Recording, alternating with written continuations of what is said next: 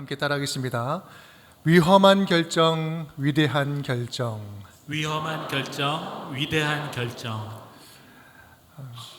한 해의 절반이 지나고 이제 7월 달부터 새 한 달이 시작되었습니다.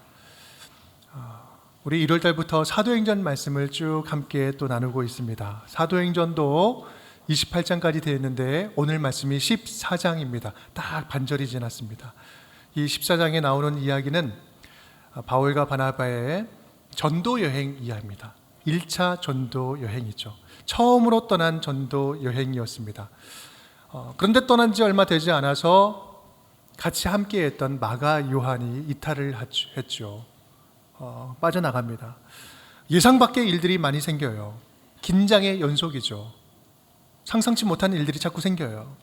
그러한 전도 여정은 비시디아 안디옥을 거쳐서 이고니온이라는 지역에 이르게 됩니다. 많은 사람들이 그곳에서 복음을 듣고 반응하고 변화가 되지만 또 한편으로는 계속해서 바울과 바나바를 죽이려고 하는 유대인들의 그 시기와 질투, 그리고 쫓아와서 죽이려고 하는 살기가 충천한 그런 공격들이 이어지죠. 그래서 또 도망을 치게 됩니다. 그렇게 급하게 도망치고 온 그곳이 바로 루스드라라는 곳이었어요. 오늘 이야기의 배경이 되는 곳은 바로 루스드라였습니다. 오늘 본문의 6절, 7절 제가 읽어보겠습니다. 그들이 알고 도망하여 루가오니아의 두 성 루스드라와 더베와 그 근방으로 가서 거기서 복음을 전하니라. 그들에게 루스드라라는 곳은요, 계획에 없던 곳이었어요. 예상치 못했던 곳이었습니다. 우리가 주님의 일을 할 때에도 전혀 계획대로 되지 않을 때가 참 많이 있습니다. 익숙한 길 놔두고 하나님께서는 꼭 낯선 길, 안 가본 길을 자꾸 가라고 해요. 가지고 있는 것, 잘할 수 있는 것 있는데 잘 못하는 걸 시키실 때도 많이 있고요. 내 생각에는 분명히 이게 더 좋은 것 같고 이게 더 빨리 갈 수 있는 좋은 길 같은데 주님의 생각은 다를 때가 참 많아요.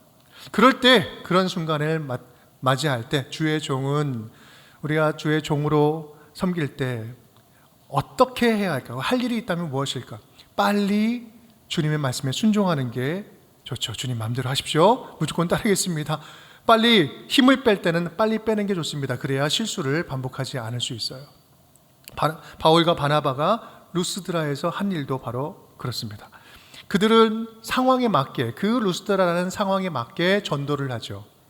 비시디아 안디옥에서는요, 유대인 회당에서 모든 시민들을 대상으로 웅장하게 복음을 선포할 수 있었지만 루스드라에서는요, 말 그대로 환경 자체가 굉장히 낯설고 거칠었어요. 문헌을 보면 루가오니아 사람들은 다른 민족들보다 더 호전적이었다, 더 공격적이었다라고 표현을 해요. 거친 민족이라고 이야기합니다. 고집이 세고 또 폭력적인 성향을 가진 이방인이었다라고 이야기를 합니다. 그 지역에는 유대인 회당도 없었고요. 처음 만난 병자, 우리 날 때부터 안증뱅이를 고쳐주니 사람들이 막 몰려와서 이 바울과 바나바를 제우스다, 헤르메스다 그러면서 막 신격화합니다. 그러면서 소를 잡아서 막 제사를 드리려고 하는 거죠. 깜짝 놀라죠. 만류합니다. 예전에는 전혀 경험할 수 없었던 당황스러움의 연속이었어요. 그런 상황 속에서 두 사도는 전도를 하죠. 그래서 이 루스드라 설교는 굉장히 독특한 특징이 있습니다. 예수님이란 표현이 나오지 않습니다. 그리고 하나님에 대한 설명도요, 그들이 경험할 수 있는 차원의 하나님, 천지와 바다와 만물을 지으신 하나님, 비를 내려주셔서 우리로 하여금 흡족하게 만족해 하시는 하나님, 그러한 하나님을, 그 하나님이 진짜 하나님이다 라고 전달합니다. 소위 말해서 일반 계시의 측면에서 전도를 하고 있는 거죠. 이방인의 눈높이에 맞게 수신자 중심의 설교를 하고 있습니다. 그럴 수밖에 없었던 곳, 그것이 바로 루스드라라는 곳이었어요. 바로 이것이 오늘 본문, 우리가 함께 읽은 본문의 바로 직전까지의 이야기입니다. 오늘 루스드라 이야기는 1차 전도 여행에서 터닝 포인트가 되는 지점입니다. 마라톤으로 본다면 다시 되돌아가는 전환점, 반환점이라는 게 있죠. 반환점과 같은 곳이에요. 사도 바울은 이곳에서 큰 어려움을 당했는데 바울은 평생 이것을 잊지 못했습니다. 고린도후서 11장 말씀을 보면 내가 고생했던 일들을 회상하면서 이런 이야기를 해요. 3번 태장으로 맞고 1번 돌로 맞고 3번 파선하고 일주야를 깊은 바다에서 지냈으며, 이 모든 순간들은 바울이 절체절명에 죽었던, 죽음의 위기에 있었던 순간을 이야기해요. 여기서 한 번 돌로 맞고라고 이야기할 때 바로 여기서 돌 맞은 장면을 회상하고 있는 거예요. 얼마나 큰 충격이었으면 인생 회고할 때마다 두고두고 말을 했을까. 그 사건은 루스드라에 있었던 가장 큰 사건이었습니다. 우리 19절 말씀 우리 함께 읽어볼까요? 유대인들이 안디옥과 이고니온에서 와서 무리를 충동하니 그들이 돌로 바울을 쳐서 죽은 줄로 알고 시외로 끌어내치니라. 아주 지금 짧게 표현하고 있지만 그때 상황은 굉장히 심각했습니다. 숨 쉬는지 확인해 보니 누가 봐도 죽었어요. 그래서 성 밖으로 내쳤다라고 이야기하는 것은 죽은 줄 확인하고 내쳤다라는 거예요. 다시 살 수 없다는 걸 확인할 만큼 치명적이었습니다. 곁에 있던 제자들 무엇을 할 수 있었을까요? 어쩔 수 없어서 둘러 서 있을 뿐이에요. 그들이 할 수 있는 것은 그를 위해서 기도하는 것 외에는 아무것도 없어요. 그런데 아무 일도 없었다는 듯이 이야기는 계속 진행이 됩니다. 우리 20절 말씀 함께 읽겠습니다. 제자들이 둘러섰을 때에 바울이 일어나 그 성에 들어갔다가 이튿날 바나바와 함께 더베로 가서.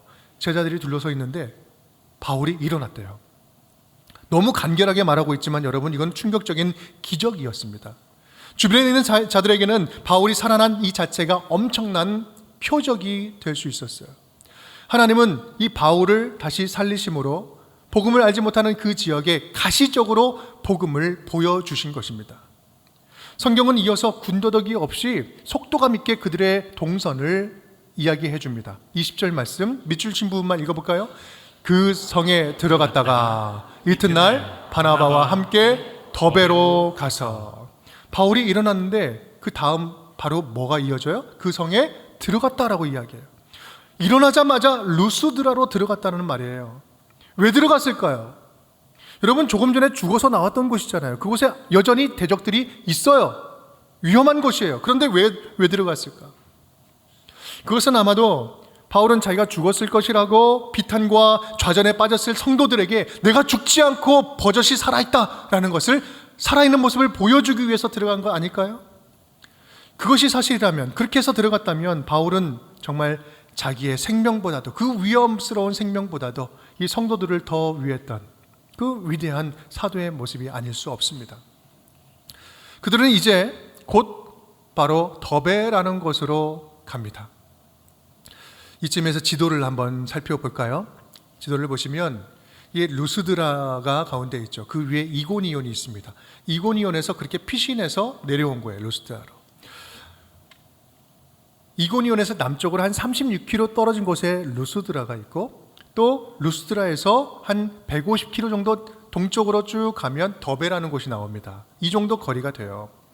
그들이 있는 이 지방을 루가오니아 지방이라고 이야기하는데, 그 도시들의 특징이 있다면 별다른 특징이 없는 게 특징이에요.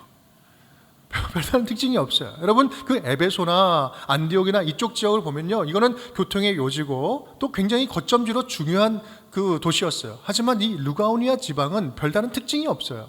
사실 사도행전에 나타난 바울의 선교 전략을 보면 거점 선교입니다.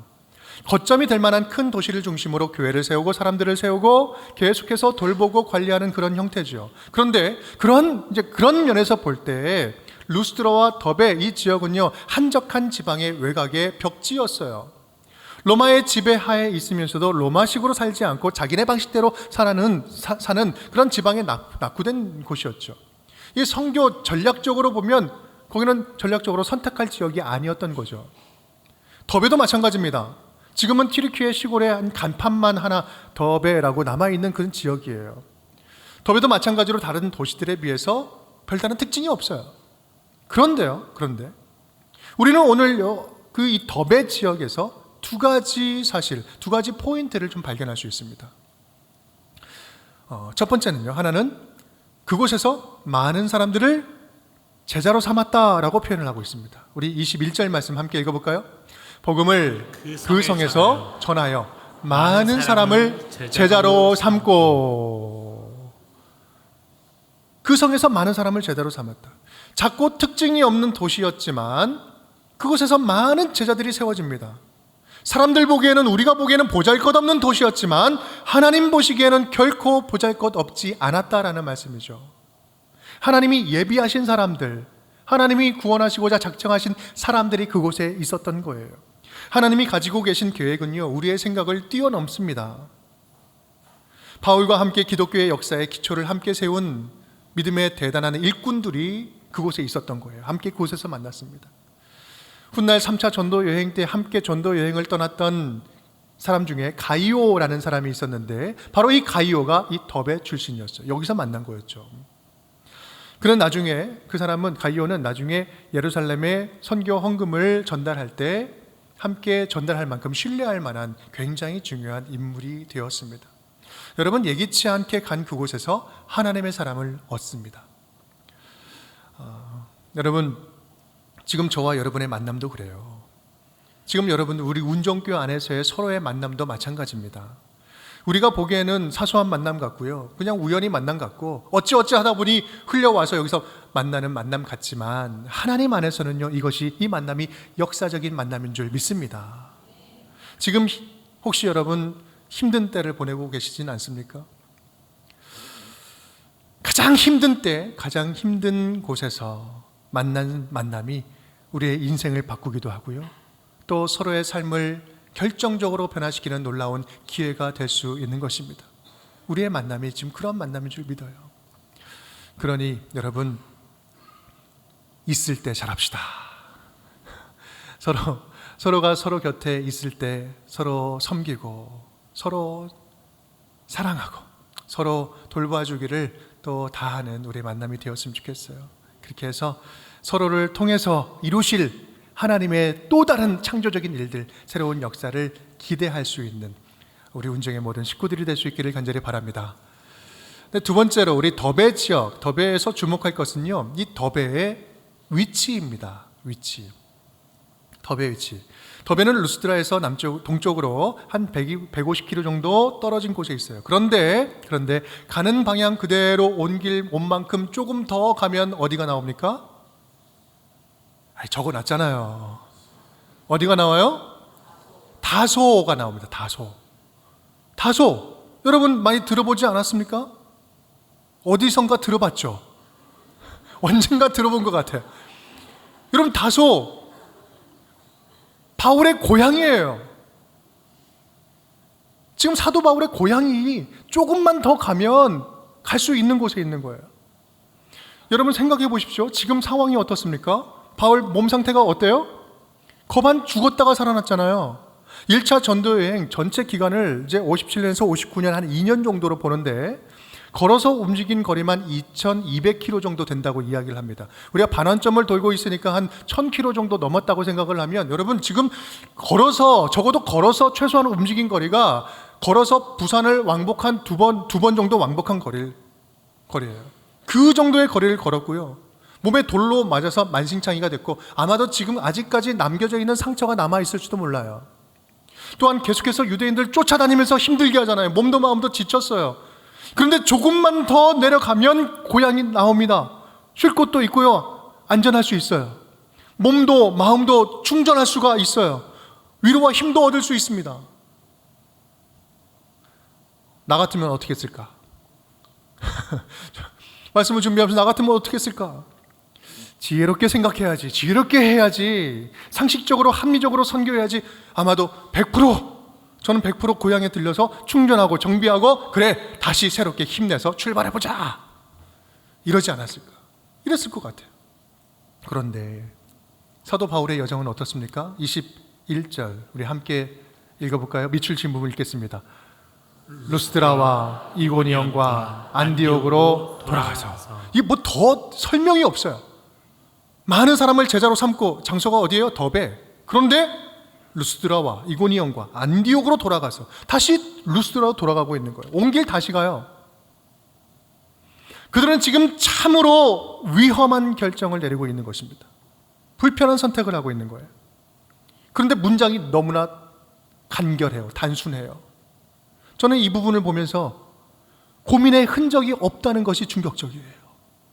고민 없이 그냥 돌아가고 있어요. 여러분, 루스드라는요, 자기가 얼마 전에 거반 죽었다가 다시 살아난 곳 아닙니까? 지금도 여차하면 들어가면 죽을 수 있는, 절대 가서는 안 되는 적색 경보 지역이에요.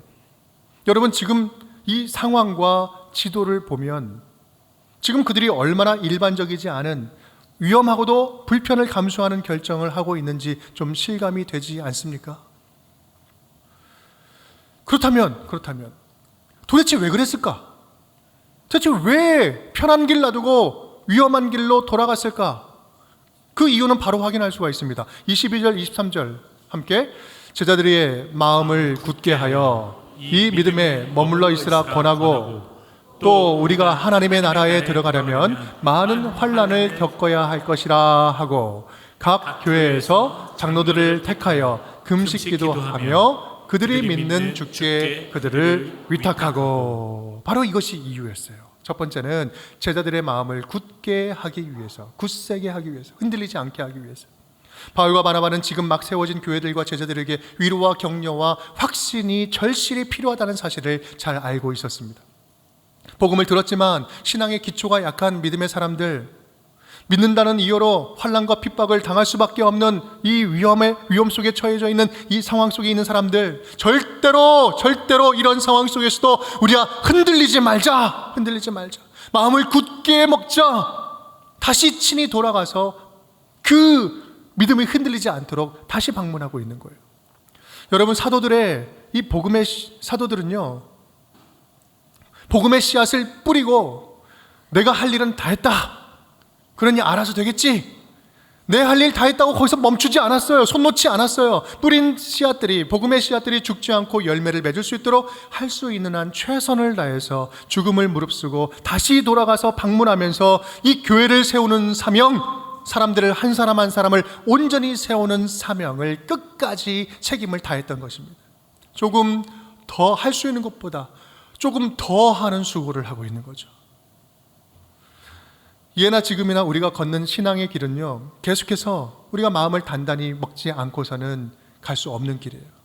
왜냐하면 우리의 마음은 그만큼 연약하고 그만큼 쉽게 넘어지기 때문에 그래요.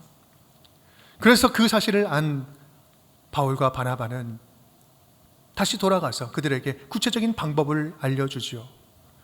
믿음 안에 머물러 있어라. 믿음 안에 머물러 있자.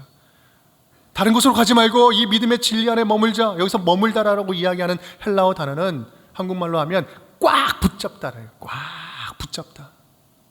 이것을 의역하면 이겁니다.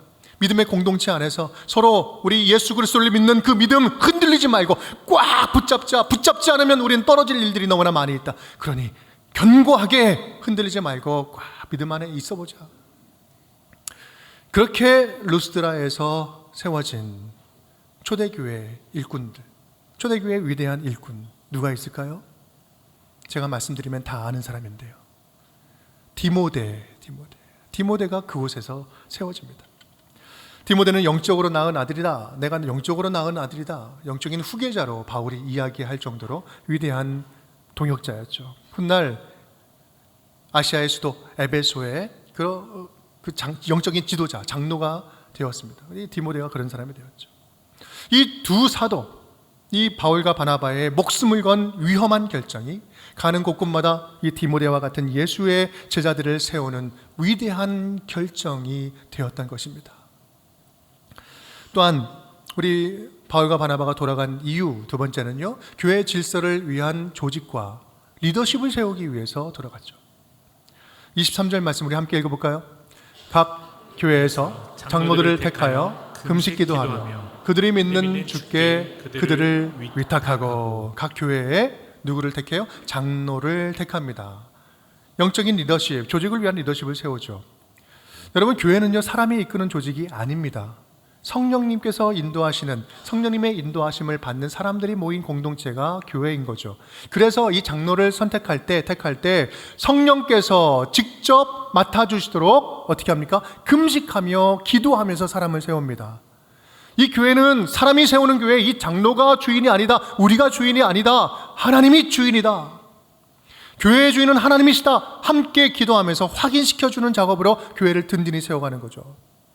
그렇게 교회 공동체를 건강하게 세워가는 것, 여러분, 이것을 위해서 그들은 온 길을 다시 되돌아간 거예요. 교회를 세우는 사명, 하나님의 교회를 든든하게 하는 사람을 세우는 사명을 위해서 자기 생명을 아끼지 않는 그들의 헌신, 그들의 고백. 사도행전 20장에 보면 그 고백이 담겨져 있어요. 우리 함께 읽어볼까요?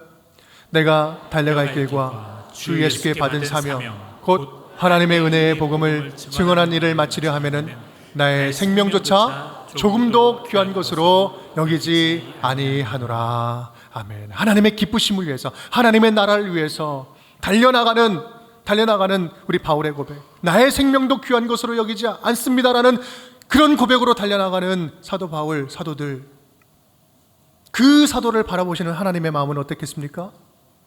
그들은 자기 생명을 귀한 것으로 여기지 아니한다 할지라도 그분을 바라보고 있는, 그 사람을 바라보고 있는 하나님의 마음은요, 자기 생명처럼 하나님께서 직접 보호하시고 직접 책임져 주시고 직접 끝까지 인도해 주신다는 사실, 우리는 그 사실을 볼 수가 있습니다. 그 하나님의 마음, 온전히 하나님의 나라가 세워지고 하나님의 교회들이, 하나님의 사람들이 세워지기를 간절히 원하는 하나님의 마음을 알았기에 그들은 다시 되돌아가지 않을 수 없었던 것입니다. 그 후의 여정을 보면 방문했던 곳 그대로 역순으로 방문하는 것을 발견할 수 있습니다. 피시디아 가운데로 지나서 밤빌리아에 이르러 말씀을 버가에서 전하고 아탈리아로 내려가서 거기서 배 타고 안디옥에 이르니, 지금까지 지나왔던 흔적 그대로 돌면서 제자들을 만나고 교회들을 만나고 돌아오죠. 사실 그곳 현지에 있던 제자들은요, 바울과 바나바의 이 살아있는 모습을 보는 것만으로도 큰 힘이 되었을 것입니다. 거반 죽었다가 살아난 이 바울의 이야기 들려지지 않았을까요? 그 소문 듣고 직접 확인하면서 얼마나 기뻤을까. 그 기적도 기적이지만 무엇보다 자신들을 다시 보겠다고 고향 땅으로 편한 길로 가지 않고 목숨 걸고 자기들에게 돌아왔다는 사실이 눈물겨운 사랑으로 다가오지 않았을까요?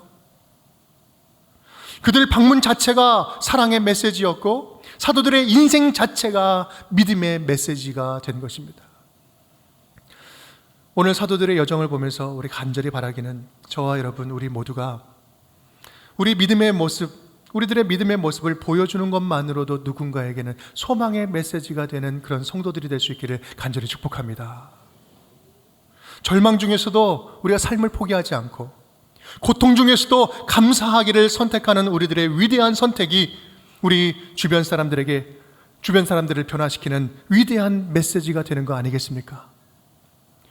복음은 말뿐이 아니라 그렇게 살아가는 삶, 우리의 삶으로도 전할 수 있는 것이죠.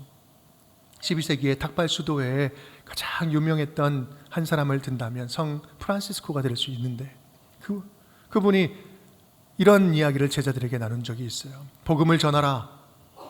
그런데 꼭 필요하면 어떻게 하라고요? 말을 해도 좋다. 복음을 전해라. 그런데 꼭 필요하면 말해도 좋다. 말로 전도하다가 필요하면 행동도 보여줘라, 이게 아니라 너의 삶을 통해서 복음을 전해라. 그런데 불가피한 경우에는 말로 그 복음을 풀어서 설명해줘도 좋다라고 이야기하는 거죠. 여러분, 진정성 있는 우리의 삶이 가장 강력한 복음 전도라는 것입니다. 위험하고 불편해도 우리 제자들과 교회들을 위해서 다시 돌아가겠다고 하는 이 사도들의 위험한 결정, 그 사랑의 실천이 그곳에서 만나는 제자들에게 큰 울림이 되고 감동이 되고 요동치 않는 믿음의 뿌리가 되어주고 있었던 것입니다. 사랑하는 여러분, 하나님 나라를 위해서, 하나님의 기쁘심을 위해서 헌신하겠다는 이 위험한 결정 안에는 위대함이 숨어져 있습니다. 예수님처럼 사랑하고 주님의 몸된 교회를 섬기면서 하나님의 사람들을 세우는 그 일에 헌신하겠다는 우리의 불편을 각오하는 그러한 결정 안에는 위대한 능력이 담겨져 있습니다. 왜냐하면 바로 하나님이 그 일에 직접적으로 간섭하시기 때문에 그렇습니다. 타인을 위해서 조금 더 하는 수고, 주님의 뜻을 위해서 조금 더 돌아가는 헌신, 하나님의 나라를 위해서 불편하고 손해보기를 선택하는 저와 여러분의 결정들을 통해서 우리 하나님은 당신의 나라를 오늘도 아름답게 세워가고 있는 줄 믿습니다. 그래서 예수님은 산상수훈에서 이렇게 말씀을 하시죠. 함께 읽어볼까요? 좁은 문으로 들어가라. 멸망으로 인도하는 문은 크고 그 길이 넓어 그리로 들어가는 자가 많고 생명으로 인도하는 문은 좁고 길이 협착하여 찾는 자가 적음이라. 아멘. 좁은 길로 들어가자. 좁은 길로. 그 길이 생명의 길이다. 그곳에 진리가 있고 그곳에 놀라운 승리가 기다리고 있다. 여러분, 우리들의 섬김도 그렇지 않습니까? 좀 더 좁은 길 가는 거잖아요. 아니, 편하고자 하면 뭐 섬기고 말고 내가 누리면서 살면 편한 거예요. 하지만 누군가를 돕고 누군가를 돕는다는 것, 조건 없이 베푼다는 것, 섬긴다는 것, 말이 쉽지 참 불편을 감수하는 거 아닙니까? 우리 교회 이야기를 잠시 드릴게요. 우리 교회는요, 재정의 50%를 교회 외부에 사용하는 것을 의결을 하고 그렇게 진행하고 있습니다. 지금 가용 예산이라고 표현을 하는데 우리가 쓰는 그 예산이 한 10억 정도인데 5억을 순수하게 교회와 전혀 상관없는 분들에게 흘려보내는 일로 지금 사용하고 있습니다. 그런데요, 올해 초에 목돈이 좀 필요했어요. 우리 산내 상가에 비전센터를 지금 구입을 해야 되는데 돈이 부족한 거예요. 돈이 오히려 없는 거예요. 그래서 은행에서 3억을 대출을 냈습니다. 작년에 분리개척한 우리 예한교회에 9억 9천만 원을 이제 바로 드렸고요. 교회 외부에 흘려보내는 그 사역은 저희가 멈추지 않고 하고 있기 때문에 5억을 지금 흘려보내고 있습니다. 그러면서 정작 우리가 사용해야 할 금액이 부족한 거예요. 쓸 여유금이 없어서 대출 절차를 받는데 대출 잘 안 해주는 거예요. 그것도 얼마나 힘든지 불편한 거예요. 여러분, 이거 얼마나 불편하고 돌아가는 일인지 아세요? 고민하지 않고 쉽게 가려면 안 주고 그냥 우리 거 쓰면 돼요. 그럼 얼마든지 더 할 수 있습니다. 하지만 그 정도로 우리가 불편을 감수하지 않으면 할 수 없는 것이 섬김이에요. 그 정도로 불편하지 않으면 할 수 없는 것이 긍휼이에요. 그 정도로 불편을 감수하지 않고서는 할 수 없는 것이 하나님 나라 사역이고 섬기는 사역이에요. 조금 더 좁은 길로 가는 그곳에 감동이 있고 변화가 있고 섬김이 있는 거예요. 여러분, 믿는 자로서 우리들의 감정도 그렇습니다. 우리 안에 있는 감정, 보이지 않는 감정. 근데 우리는 그 감정도요, 예수님과 함께 그 좁은 길로 가야 하는 거예요. 그 감정을 가지고. 가장 쉬운 것은요, 내 감정에 있는 대로 그냥 표출하면 돼요. 화나면 화나는 대로, 승질나면 승질나는 대로 표출하는 거죠. 여러분, 자기 감정에 솔직한 건 정말 중요해요. 좋은 겁니다. 표현을 잘 해야 돼요. 그런데 때로는 감정을 조율하고 상대방을 위해서 조절해야 될 때가 있어요. 조절을 해야 할 때가 있어요. 내 감정 때문에 누군가 상처받고 고통받고 내 감정이 통제되지 않아서 또 다른 문제가 발생된다면 우리의 감정은 사단의 먹잇감이 되고 있는 것입니다. 예를 들면 우리 안에 분노심이라는 게 그렇죠. 분노할 일이 얼마나 많습니까? 분노할 이유도 너무나 많아요. 우리가 무시당할 때 분노하죠. 불공평함을 당할 때, 느낄 때 얼마나 분노합니까? 억울한 일을 당할 때 우리가 분노가 생기죠. 그런데 그 분노가 주님 안에서 통제가 되지 않으면 우리는 예수를 믿는다 하지만 그럼에도 불구하고 실수를 해요. 세상 사람들과 똑같이 결정하고 똑같이 판단하고 똑같이 실수를 반복한다는 말씀이죠. 그래서 에베소서에서는 이렇게 이야기를 하고 있습니다. 우리 에베소 4장 말씀 함께 읽겠습니다. 분을 내어도 죄를 짓지 말며 해가 지도록 분을 품지 말고 마귀에게 틈을 주지 말라. 여러분, 이 말은요, 내 안에 분노라는 감정을 주 안에서 통제하고 다스리지 않으면 예수 믿는 자라 할지라도 사단이 틈을 노려서, 그 분노라는 틈을 노려서 우리는 넘어진다라는 이야기예요. 그래서 분노할 이유가 사라질 때까지 우리는 분노할 수 있기 때문에 분노할 이유가 사라질 때까지 분노하라고 성경은 이야기하지 않잖아요. 분노가 나는 상황 속에서도 이것을 주님 안에 들고 나가서 통제하고 주님과 함께 그 길을 걸어가는 것. 여러분, 그래서 우리는 우리 안에 끓어오르는 분노의 마음, 용서치 못하는 마음, 증오하는 마음, 이런 마음을 들고 예수님께 들고 나아가는 좁은 길을 선택해야 됩니다. 이 마음을 들고 예수님께 나아가는 것이 좁은 길이죠. 힘들어도 감정을 주님께 드리고 말씀으로 정화시키는 절대 시간이 필요한 것입니다.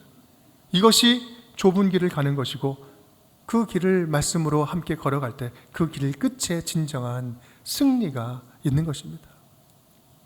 여러분, 교회에서 직분자로 섬기는 것도 마찬가지죠.